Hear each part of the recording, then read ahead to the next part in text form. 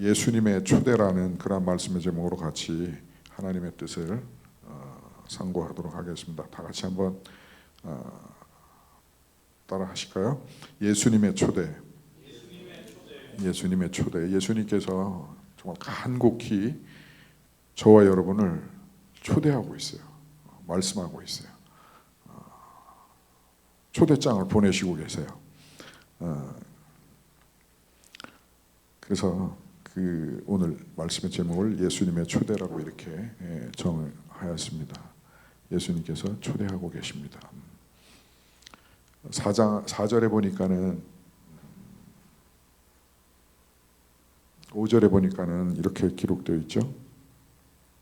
나는 포도나무여 너희는 가지라. 그가 내 안에 내가 그 안에 거하면 사람이 열매를 많이 맺나니 나를 떠나서는 너희가 아무것도 할 수 없음이라.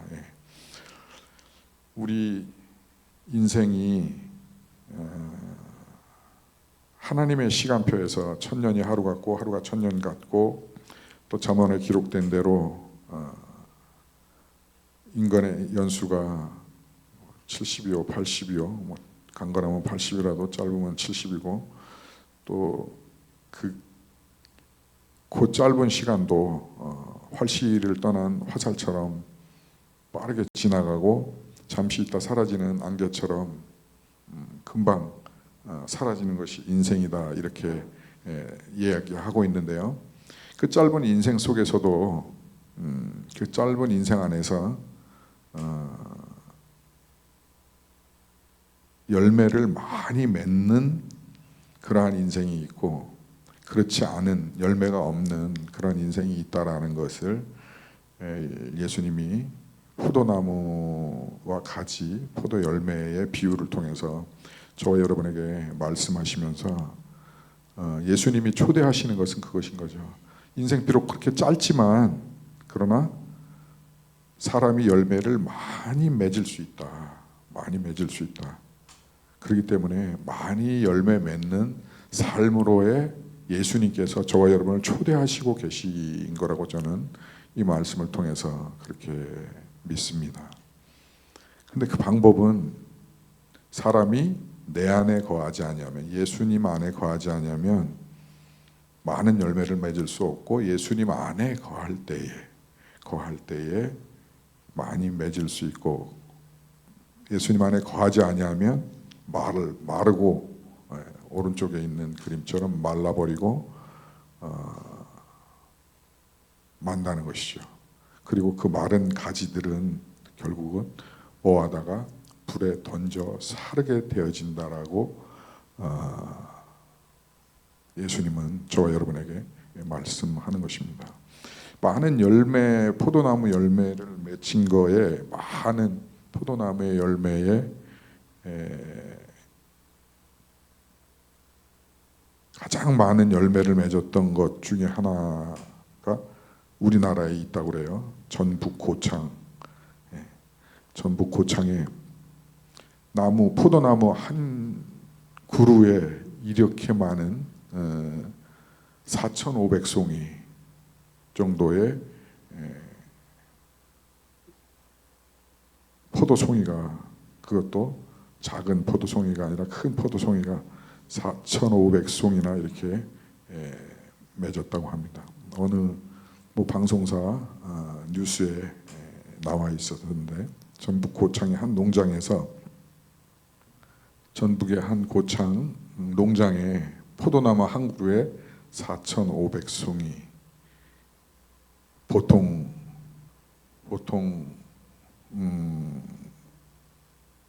포도나무 한 그루에 10배 정도의 포도송이가 주렁주렁 열렸다고 합니다. 도씨라는 농부와 그 부인 홍씨라는 부부가 이 포도나무를 가꾸고 있었는데 이 가지들을 다 이렇게 합치면 포도나무 한 그루에서 5kg가 넘는 그러한 가지의 길이가 된다고 합니다. 또 면적도 1000제곱미터나 된다고 합니다. 5절에 나는 포도나무에 너희는 가지니 그가 내 안에 내가 그 안에 거하면 사람이 열매를 많이 맺나니. 이 많이 맺는다는 이 많이가 우리의 상상을 초월하죠. 그러나 그렇게 많이 맺을 수도 있지만은 예수님을 떠나서는 아무것도 할 수 없느니라. 한 그루도 안 맺을 수도 있다라는 것이죠. 예, 그 포도나무는 이렇게 많이 열매를 맺었습니다. 그리고 그 송이는 이렇게 탐스럽게 보통 그 포도의 당도를 측정할 때 브릭스라는 단어를 표현하는데 보통 일반 포도는 16브릭스가 나오는데 이 포도는 당도를 측정해 봤더니 송이수만 많은 게 아니라 송이수가 뭐 100배 이상 되는 게 아니라 그뿐만 아니라 이 브릭스도 20브릭이라고 합니다. 당도가 굉장히 달다. 단 포도가 이렇게 맺혔다. 이렇게 얘기하고 있습니다. 뭐 다양한 방법으로 유기농 기법을 하고 뭐 여러 가지 톱밥도 주고 옥수수도 주고 깻목도 주고 보리뼈도 주고 뭐 칼슘도 주고 액비도 주고 뭐 콩비지도 하고 해서 이렇게 섞어서 발효시켜서 뭐 어쨌든 잘 키웠다고 합니다. 그랬더니 당도도 보통 16에서 16인데 20 이상 또 송이도 4,500송이 되는 그러한 이 포도를 키울 수 있었다라고 합니다. 그래서 만이라는 게 아마 저도 상상을 초월하는 그런 것인 것 같아요. 그래서 예수님이 4절에 저와 여러분에게 그렇게 많이 맺는 방법에 대해서 진리에 대해서 말씀하시는 것은 우리 같이 볼까요? 4절 내 안에 거하라 나도 너희 안에 거하리라 가지가 포도나무에 붙어있지 아니하면 스스로 열매를 맺을 수 없음 같이 너희도 내 안에 있지 아니하면 그러하리라. 그 방법은 거하는 거라는 것이죠. 예수 안에 거하는 것.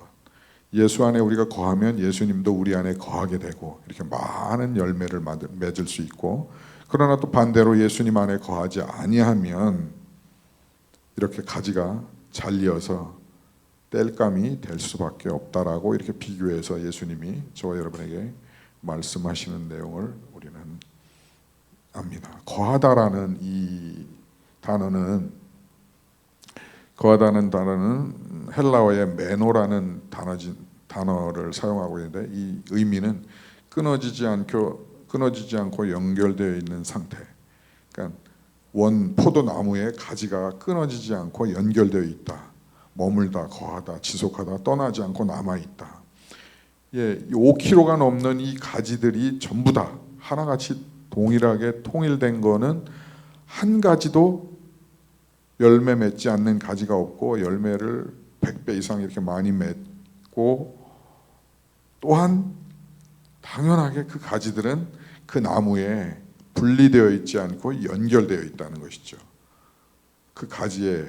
그래서 이 오늘 본문 말씀은 요한복음 15장은 거하다라는 이 단어가 메노라는 이 단어가 11번이나 쓰여지고 있습니다. 거하다, 거해라, 거해야 된다라고 이렇게 지속적으로 거함에, 거주함에 반복을 이야기하고 있습니다. 4절 말씀에 내가 너 안에 내 안에 거하라 나도 너희 안에 거하리라 라는 이거를 상호 내주라고 표현하는 구조라고 합니다. 상호 내주. 그러니까는 우리가 예수님 안에 거하고 예수님이 우리 안에 거하고 이것을 상호 내주적인 관계라고 그러는데 이것은 단순한 관계가 아니라 연합되어진 신비적인 연합이라고 이렇게 표현할 수 있다라는 것이죠. 우리가 신자들이 믿음의 사람 제자들이 그리스도인들이 예수 안에 거하고 또 예수님이 우리 안에 거하는 것이 상호 내주적인 신비한 연합이다 이렇게 표현할 수 있다는 것이죠. 그래서 계속 붙어 있는 것. 모모 안에 계속 그 안에 있는 것, 모모와 계속해서 관계를 가지고 있는 것, 관계적인 연합. 또 특별히 예수님은 이것을 말씀의 통치, 말씀에 머무는 것을 거한다라고 성경은 표현하고 있습니다. 이 거함의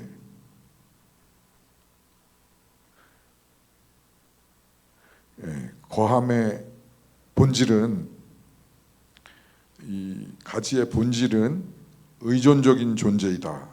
가지는 포도나무에게 의존되어 있는 의존적인 존재이다. 이렇게 말을 할 수 있고,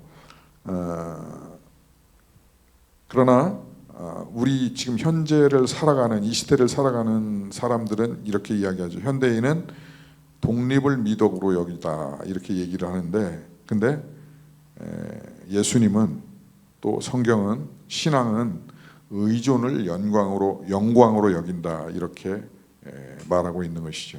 현대인들은, 이 세대는 각자 독립적으로 포스트 모더니즘 시대에 각자 독립적으로 이렇게 하는 것이 미덕이고 아름다운 것으로 각자 진리이고 각자 스스로 있는 것이 아름답고 그게 가치고 존재의 의미다, 이렇게 얘기를 하는데, 그러나 성경은 그렇지 않죠. 신앙은 의존적인 것이 하나님의 영광이 드러나는 것이다, 하나님의 영광이다, 이렇게 말하는 것이죠. 가지의 본질은 의존적인 존재입니다. 가지는 스스로 존재할 수 없습니다. 예수님도 말씀하시죠. 너희는 원래 독립적인 존재가 아니다. 예수님과 연합되어야 영광이 나타나는, 열매가 맺혀지는 그런 존재이다라고 저와 여러분을 본질적으로 그렇게 정의하셨습니다.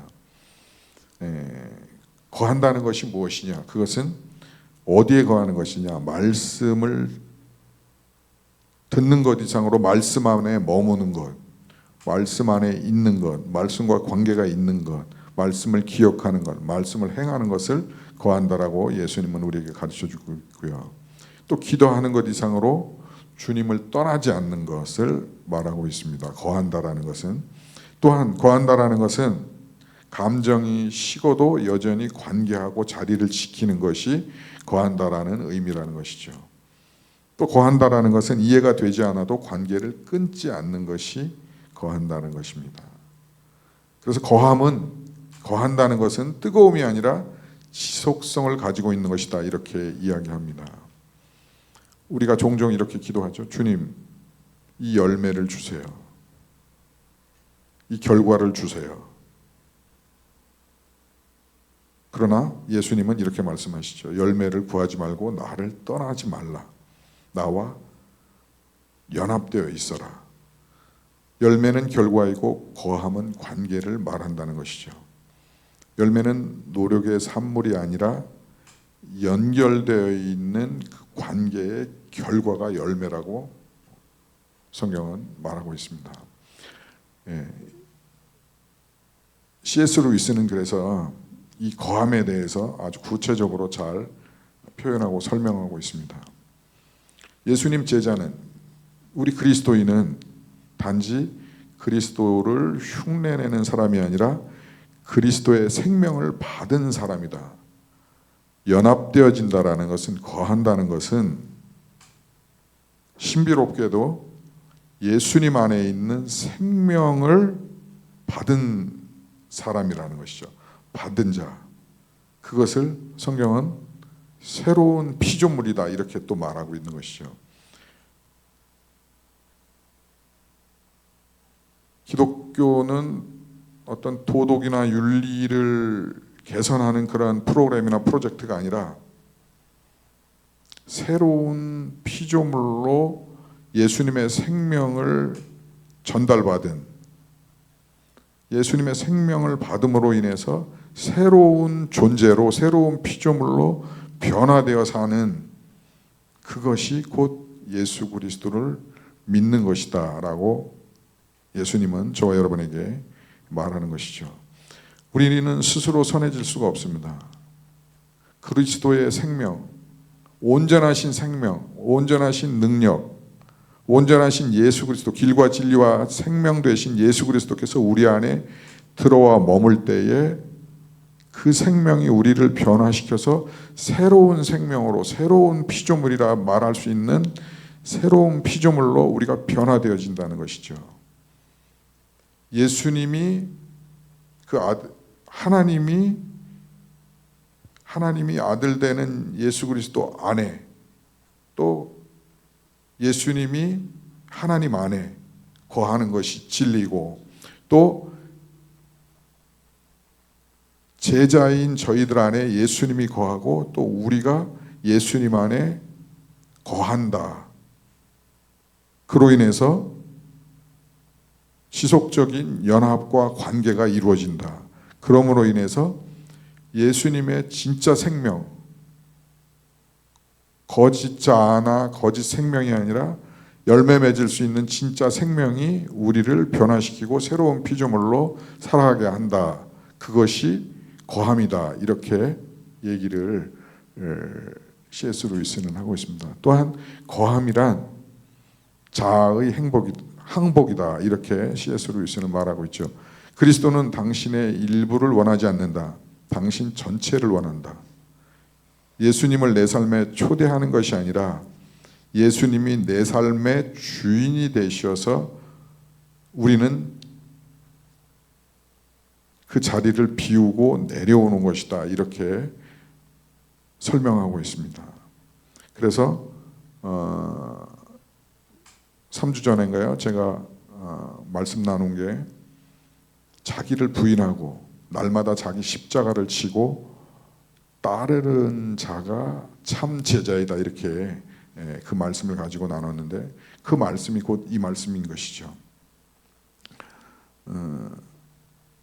거함이라는 것은 예수님을 존경한다, 그분을 생각한다, 이 정도가 아니라 주권, 내게 있는 것을 포기하고 예수님께 내어드리는 것이죠. 내 시간, 내 미래에 대한 계획, 내 자존심, 내 시간, 내 계획, 내 삶 전체를 예수님께 내어드리는 것을, 맡겨드리는 것을 거함이다 라고 이렇게 표현하고 있습니다. 거함은 예수님을 우리 삶에 초대하는 그 정도의 것이 아니라 우리의 삶을 드리는 것, 의탁하는 것, 의지하는 것이다. 이렇게 말하고 있는 것이죠. 또 거함이라는 것은 지속적인 충성이다.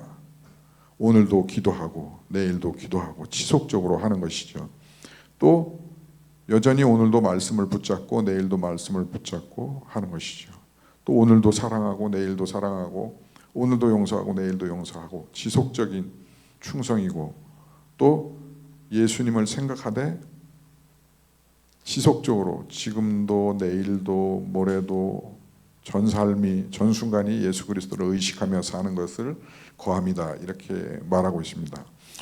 마지막으로 또 C.S. 루이스는 거함에 대해서 이렇게 했습니다. 왜곡된 자아가 죽고 하나님 안에서 새 자아가 태어나는 것이 거함이다. 하나님을 찾을 때 우리는 우리 자신을 잃는 것이 아니라 오히려 진짜 자아를 발견하게 된다라고 말하고 있고, 거함은 자신의 소멸이 아니라 오히려 왜곡된 자아가 죽고 하나님에서 새로운 피조물이, 새로운 자아가 태어나는 것이다. 그래서 작은 자아가 죽고 큰 생명이 들어오는 것이다. 이렇게 표현을 하고 있습니다. 어찌 보면 단순하고 어찌 보면 좀 복잡한 것 같고 그렇습니다. 그러나 예수 그리스도의 참 생명이 우리에게 들어오고 우리가 참 변화를 얻어서 새로운 새 생명으로 변화되는 것이 예수님 안에 거하는 것이다. 이렇게 표현할 수 있습니다. 그래서 고린도후서 5장 17절은 이렇게 기록하고 있죠. 같이 봅니다. 그런즉 누구든지 그리스도 안에 있으면 새로운 피조물이라. 이전 것은 지나갔으니 보라 새 것이 되었다. 그리고 예수 그리스도를 마음으로 믿고 입술로 고백하여 구원에 이르는 순간부터 예수님이 우리 안에 거하게 되고, 우리가 예수님 안에 거하면 과거의 죄로 물든 그 존재가 아니라 새로운 의로운 존재, 예수 그리스도를 인해서 의로운 존재로 새로운 피조물로 다시 변화돼서 연합되어서 결합하여서 존재하게 된다는 것이죠. 새로운 삶을 살게 된다는 것이죠.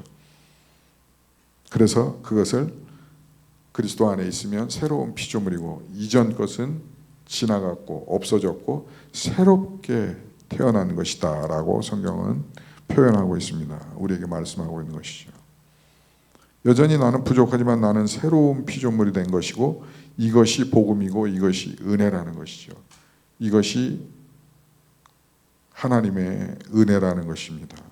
여전히 약하고 넘어질지 모르지만 그러나 하나님께서는 이렇게 우리를 부르셨고 또 우리는 실패한 죄인이지만 새로운 피조물이다 라는 것이죠.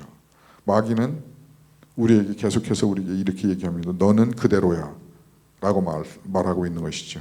그러나 성경은 예수님은 하나님은 우리에게 이전 것은 지나갔어. 이제는 새로운 존재야.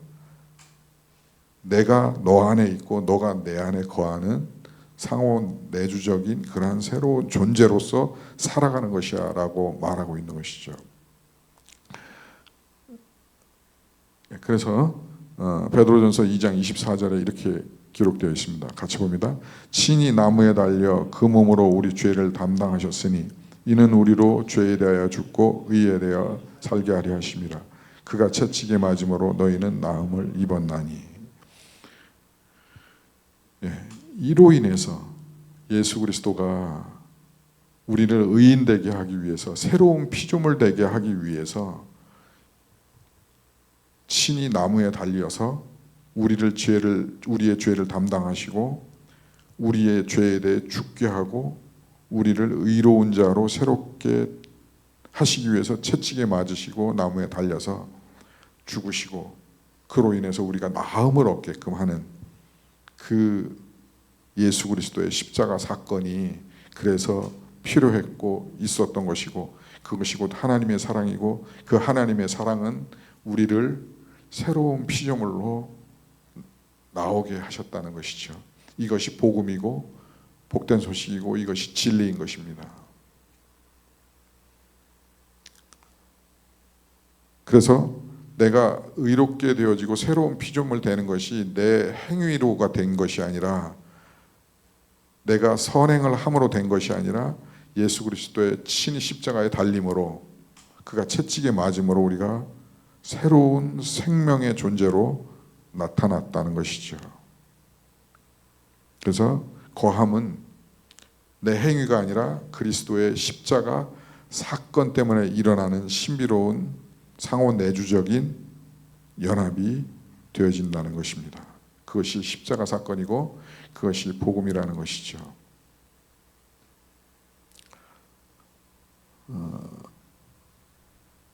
그래서 베드로는 이렇게 고백하고 있습니다. 누가복음 5장 5절 같이 봅니다. 선생님, 우리들이 밤이 맞도록 수고하였을 때 얻은 것이 없지만은 말씀에 의지하여 내가 그물을 내리리다.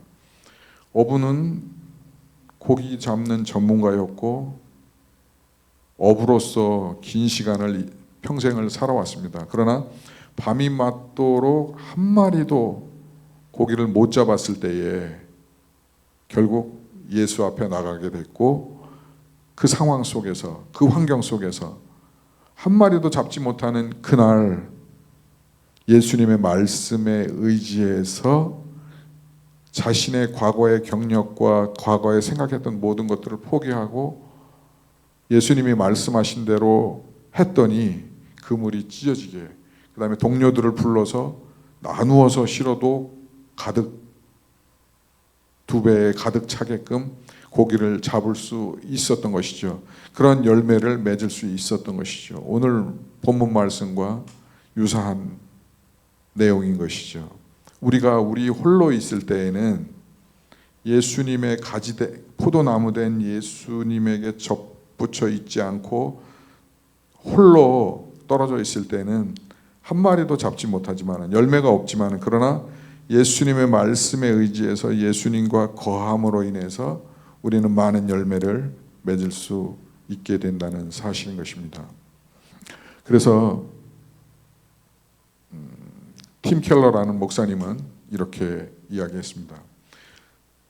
종교는 내가 순종하면 하나님이 나를 받아주셨다라고 말하는 것이지만, 복음은 하나님이 이미 나를 받아주셨기 때문에 나는 순종한다라고 말하는 것이 복음이고 예수님께 거하는 것이다라고 하는 것이죠.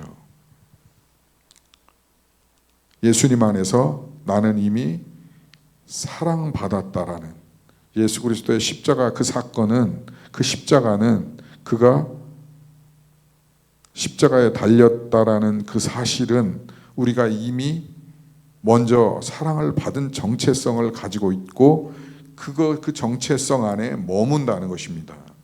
거함이라는 것은 말씀과 기도로 복음을 계속해서 연속적으로 되새김하는 삶을 말하는 것이죠.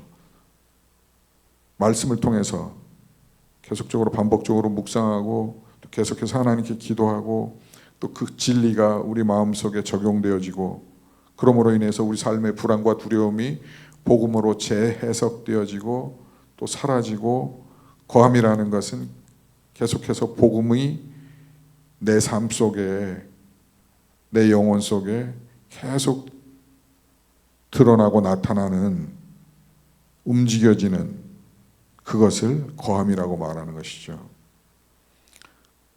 거함이라는 것은 열매를 만들어내는 것인데, 그것이, 열매라는 것이 만들어지는 것이 아니라 맺혀지는 것이라는 것이죠. 예수 그리스도 안에 있으므로, 예수 그리스도의 하신 말씀 안에 있으므로, 그 말씀을 우리가 날마다 연속적으로 지속적으로 보고 믿고 묵상하고 함으로 자연스럽게 열매가 맺혀지는 것을 거함이다, 이렇게 말하는 것이죠. 변화는 우리가 노력해서 만드는 것이 아니라 예수 그리스도의 하신 말씀을 붙들고 행하고 할 때에 변화가 일어난다는 것이죠. 그리스도와의 연합 속에서 자연스럽게 흘러나오는 그 거함 안에 있을 때에 열매가 나타난다는 것이죠. 사랑과 기쁨과 인내와 담대함이 그 연합의 결과로 나오는 것이다, 이렇게 성경은 말하고 있습니다. 그래서 오늘 본문 7절 8절은 또 이렇게 기록하고 있습니다. 같이 보겠습니다. 너희가 내 안에 거하고 내 말이 너희 안에 거하면 무엇이든지 원하는 대로 구하라. 그리하면 이루리라. 아멘. 7절에, 그래서 우리가 예수 안에 거하고 예수님의 말씀이, 성경 말씀이 우리 안에 거하면 우리가 기도하는 것들이 열매로 무엇이든지 이루어진다라고 말하는 것이죠. 또 8절은 이렇게 기록하고 있습니다. 너희가 열매를 많이 맺으면 내 아버지께서 영광을 받으실 것이요 너희는 내 제자가 되리라. 참 제자는 이렇게 거함 속에서 되어진다는 것이죠. 열매를 많이 맺는 것은 거함 속에서, 예수님 안의 거함 속에서 되어진다는 것이죠. 그래서 거함은 연합이고, 거함은 정체성이고, 정체성의 변화를 나타내는 것이고, 거함은 복음의 반복적인 적용하는 그러한 삶인 것이고, 또 그로 인해서 열매는 연합의 자연스러운 결과가 연합이다. 그리고 또한 거함이란 십자가가 예수님이 기초이다, 초석이다, 이렇게 말할 수 있는 것이죠. 내가 예수님을 위해서 열심히 사는 것이 아니라 예수님이 나를 위해서 하신 일을 신뢰하고 예수 그리스도 안에 머무는 것이 거함이고 복음인 것입니다. 그것이 진정한 우리를 구원받게 하는 복음인 것이죠. 예수 안에 거하는 것이 복음의 반복인 것입니다. 그래서 오늘 요한복음 15장은 계속해서 11번이나 내 안에 거하라, 나도 너희 안에 거할 것이다. 그리고 거함에 대해서 오늘 말씀을 나누었습니다. 우리가 열매를 많이 맺을 수 있는, 짧은 인생 속에서 많은 열매를 맺을 수 있는 것은, 또 하나님께 영광을 돌릴 수 있는 것은, 또 참 제자가 될 수 있는 것은 예수 그리스도 안에 거하는 것입니다.